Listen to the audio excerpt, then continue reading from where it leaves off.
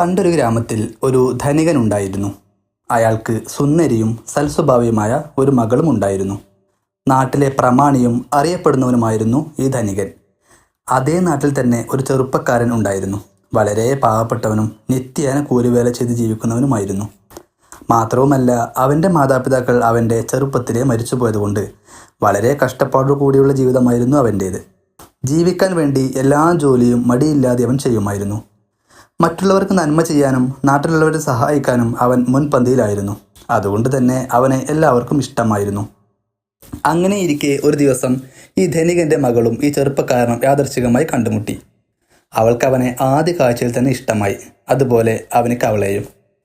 പിന്നീട് അവർ പലവട്ടം കണ്ടുമുട്ടുകയും സംസാരിക്കുകയും ചെയ്തു. അവരുടെ പ്രണയം വളർന്നു. ചെറുപ്പക്കാരൻ തൻ്റെ കാര്യങ്ങളെല്ലാം അവളോട് പറഞ്ഞു. അവൻ്റെ വീട് ചെറിയൊരു കൂരയായിരുന്നു. പക്ഷേ അതൊന്നും അവളെ ബാധിച്ചില്ല. മാത്രവുമല്ല, അത് അവനിലേക്ക് അവളെ ഒന്നുകൂടി അടുപ്പിക്കുക മാത്രമാണ് ചെയ്തത്. അവളുടെ നിർദ്ദേശപ്രകാരം അവൻ അവളുടെ വീട്ടിലേക്ക് ചെന്നു. അവളെ കല്യാണം കഴിപ്പിച്ച് തരാനുള്ള അവൻ്റെ ചോദ്യത്തിന് അവളുടെ അച്ഛനായ ധനികൻ പൊട്ടിത്തെറിക്കുകയാണ് ചെയ്തത്. ഇറങ്ങി പോടാ എൻ്റെ വീട്ടിൽ നിന്ന്. അവൻ പെണ്ണ് ചോദിക്കാൻ വന്നിരിക്കുന്നു. എൻ്റെ മകളെ കെട്ടാൻ നിനക്കെന്ത് യോഗ്യതയാണുള്ളത്? നിന്നെപ്പോലെയുള്ള ദരിദ്രവാസികൾക്ക് വേണ്ടിയല്ല ഞാൻ അവളെ വളർത്തിയത്. ഏഴാങ്കുലകൾക്ക് ഞാൻ അവളെ കെട്ടിക്കില്ല. ഇനി ഇതും പറഞ്ഞുകൊണ്ട് മേലിൽ ഈ വീടിൻ്റെ പടി കയറിപ്പോരുത്. ഇറങ്ങിപ്പോടേ. അവൻ വളരെ വിഷമത്തോടെ വീട്ടിലേക്ക് പോന്നു. അവൻ പോയ ശേഷം അവൾ അച്ഛനോട് അവനെ താൻ സ്നേഹിക്കുന്ന കാര്യം പറഞ്ഞു. താൻ കല്യാണം കഴിക്കുന്നെങ്കിൽ അവനെ മാത്രമേ കഴിക്കൂ എന്നുകൂടി കേട്ടപ്പോൾ അയാൾ അവളെ പൊതിരെ തല്ലി. അവനെ മാത്രം കല്യാണം കഴിക്കൂ എന്നാണെങ്കിൽ നീ ഇനി ഈ വീട്ടിൽ നിൽക്കണ്ട. എനിക്കിനി ഇങ്ങനൊരു മകളില്ല. ഇനി നീയും ഈ വീടും തമ്മിൽ ഒരു ബന്ധവുമില്ല. ഇറങ്ങിപ്പോ. എൻ്റെ മുന്നിൽ കണ്ടുപോയരുത്. ഇതും പറഞ്ഞുകൊണ്ട് അയാൾ അവളെ വീട്ടിൽ നിന്ന് ആട്ടിപ്പുറത്താക്കി. തേങ്ങിക്കരഞ്ഞുകൊണ്ട് അവൾ അവൻ്റെ വീട്ടിൽ ചെന്ന് വാതിലിൽ മുട്ടി. അച്ഛൻ തല്ലിയതും വീട്ടിൽ നിന്ന് പുറത്താക്കിയതും അവൾ അവനോട് പറഞ്ഞു. കാര്യങ്ങളെല്ലാം കേട്ട് അവൻ അവളെ ആശ്വസിപ്പിച്ചു. സമ്മതമാണെങ്കിൽ ഉള്ളത് കൊണ്ട് തൃപ്തിപ്പെട്ട് നിനക്കിവിടെ കഴിയാം. അവർ രണ്ടുപേരും ഒരുമിച്ച് ജീവിക്കാൻ തീരുമാനിച്ചു. ചെറിയ രീതിയിൽ അവർ താലി കെട്ടി. ഉള്ളത് കൊണ്ടവർ സന്തോഷത്തോടെ ജീവിച്ചു പോന്നു. അങ്ങനെയിരിക്കെ അവന് പട്ടണത്തിൽ ഒരു ജോലി ശരിയായി. അതവൻ അവളോട് പറഞ്ഞു. അവൾക്ക് വലിയ താല്പര്യം തോന്നിയില്ല. കാരണം പട്ടണം ഒരുപാട് അകലെയാണ്. മാത്രവുമല്ല, ഈ ഗ്രാമം വിട്ടു പോവാൻ അവൾക്ക് ഇഷ്ടമില്ലായിരുന്നു. പട്ടണത്തിൽ ജോലി ശരിയാക്കിയ സുഹൃത്തിനെ കാണാൻ അവൻ പുറപ്പെട്ടു. ഈ ഗ്രാമം വിട്ടു പോവാതെ ഇവിടെ തന്നെ നല്ലൊരു ജോലി ശരിയാവാൻ അവൾ ദൈവത്തോട് മനമൊരുക്കി പ്രാർത്ഥിച്ചു. പുഴക്കക്കരെയാണ് ചങ്ങാതിയുടെ വീട്. അവൻ ബസ്സിൽ പുറപ്പെടാൻ നിൽക്കുകയാണ്. പെട്ടെന്ന് ചെന്നാലേ അവനെ കാണാൻ പറ്റൂ. എന്നാലേ ജോലി ശരിയാവൂ. അവൻ വേഗം വഞ്ചി തുഴഞ്ഞു.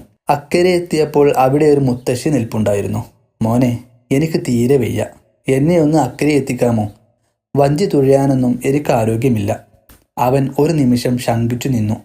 വൈകിയാൽ സുഹൃത്ത് പോവും. അപ്പോൾ ജോലി കിട്ടില്ല. ഈ മുത്തശ്ശിയെ സഹായിക്കാതിരിക്കാനും വയ്യ. ഒടുവിൽ അവൻ മുത്തശ്ശിയെ സഹായിക്കാൻ തീരുമാനിച്ചു. എൻ്റെ 2 ചാക്ക് കെട്ടുകൾ കൂടി മോനൊന്ന് വഞ്ചിയിൽ വെച്ച് തരണം. അവൻ ചാക്ക് കെട്ടുകൾ വഞ്ചിയിൽ വെച്ച് മുത്തശ്ശിയെ ഇങ്ങോട്ട് തുഴഞ്ഞു. അക്കരെ എത്തി മുത്തശ്ശിയെ ഇറക്കി. മോന് നല്ലത് വരട്ടെ. മുത്തശ്ശി അവനെ അനുഗ്രഹിച്ചു നടന്നു നീങ്ങി. അവൻ വഞ്ചിക്കരികിലേക്ക് നടന്നു. വഞ്ചിയിൽ കയറി. അപ്പോഴാണ് മുത്തശ്ശിയുടെ ചാക്കുകൾ ശ്രദ്ധയിൽപ്പെട്ടത്. അവൻ പെട്ടെന്ന് തിരിഞ്ഞ് മുത്തശ്ശിയെ വിളിച്ചു. മുത്തശ്ശി അപ്പോഴേക്കും കുറച്ചു ദൂരം നടന്നു കഴിഞ്ഞിരുന്നു. അവൻ ചാക്കുകെട്ടുകളുടെ കാര്യം വിളിച്ചു പറഞ്ഞു. അത് നീ എടുത്തോ, അത് നിനക്കുള്ളതാ എന്നും പറഞ്ഞുകൊണ്ട് മുത്തശ്ശി കൈ വീശി ദൂരേക്ക് മറഞ്ഞു. അപ്പോഴേക്കും സന്ധ്യയായി തുടങ്ങിയിരുന്നു. അവൻ വീട്ടിലേക്കുള്ള വഴിയിലേക്ക് വഞ്ചി തുഴഞ്ഞു. ചാക്കുകെട്ടുകളുടെ ഭാരം കാരണം വഞ്ചി പതിയെയാണ് നീങ്ങിയത്. അവൻ ഒരു ചാക്കിൻ്റെ കെട്ടയച്ചു.